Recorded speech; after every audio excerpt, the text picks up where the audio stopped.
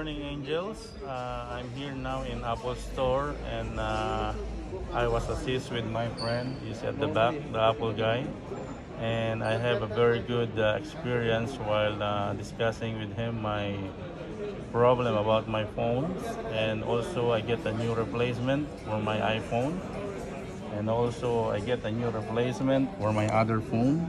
There's a battery problem, and I can replace it for only 189 dirhams.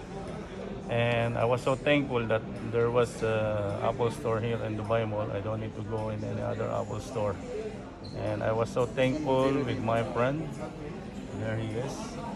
And he was assisting another customer now. And I thank him for that. Salute Apple Store Dubai Mall. Bye. See you.